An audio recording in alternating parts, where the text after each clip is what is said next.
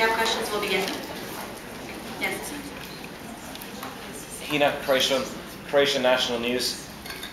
Only yesterday, the Republic of Uganda in the Security Council suggested that an ultimatum would be the only way to actively engage Pyongyang.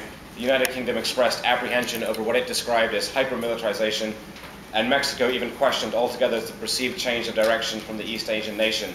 The Brazilian delegation appeared to go further and likened Kim Jong-il and his regime to that of Saddam Hussein and the regime in Iraq many years ago.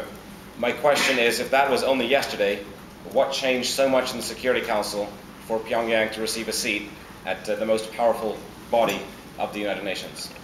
Well, what I'd first like to say is you quoted 3 countries from there, and those 3 countries don't represent the entirety of the Security Council.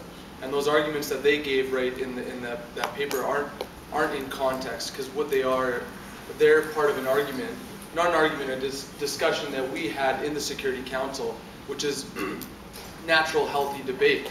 And so those few statements liking to Iraq, an ultimatum, didn't represent the everything that went on that day or during that session in the Security Council. The Security Council has had a pretty hard line against North Korea the past 8 years. In this past 8 years, North Korea has detonated 2 nuclear tests. They've, they opted out of the NPT. They kicked out the IAEA inspectors. Just 1 second.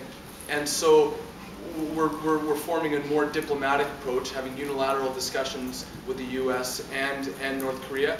And I think you might have been there. There was some really positive movement in the direction of denuclearization. And given that, how would you respond to claims that the Security Council has opened the doors to every single nation who is now currently the target of sanctions or will be the target of sanctions in the future being given a non-voting observer seat within that body to give an account of themselves? Yeah, no, that's a good question. Such as the Islamic Republic of Iran. But the thing is that sanctions are still a part of the diplomatic toolkit that we are employing.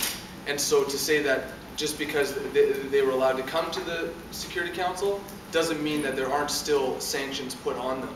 And so there's more to the story than just them being allowed to come to the Security Council. So would the United States welcome Iran to sit? Well, the thing is, I think that's apples and oranges. And North Korea and Iran are very different situations with very different geopolitical situations. The People's State of China. Yesterday, you said that the World Bank has been likened to the USA Bank, but then you said, but it's not. Given the events of today, would you retract that statement?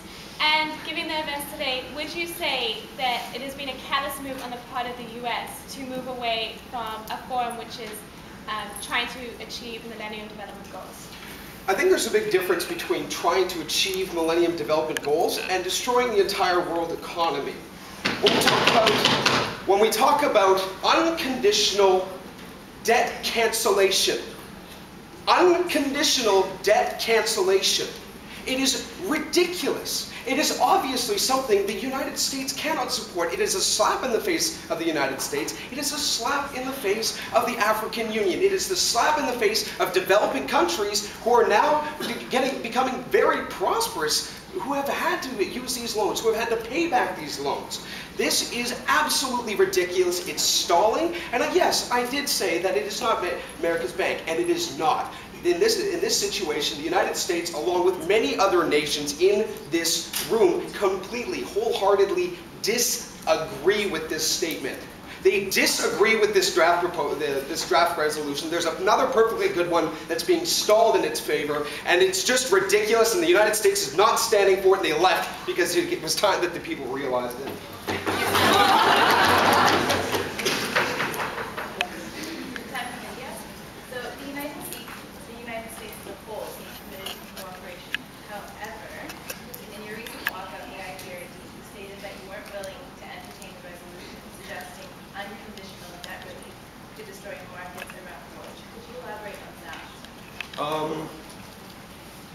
Unconditional debt cancellation.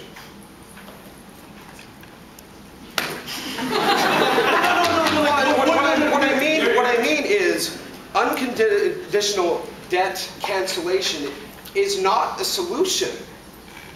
You can't just wipe a slate clean and then have no measures in place upon which to build a new one. What keeps an illegitimate head of state from jumping on an airplane and buying a new one with the new loan that they get because, heck, they don't have any anymore? And just to add on to that point, Paul, is that what is debt?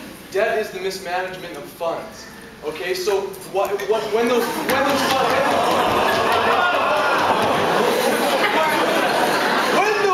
have been mismanaged, you need to have conditions, because to not have conditions is irresponsible. So anyway, to answer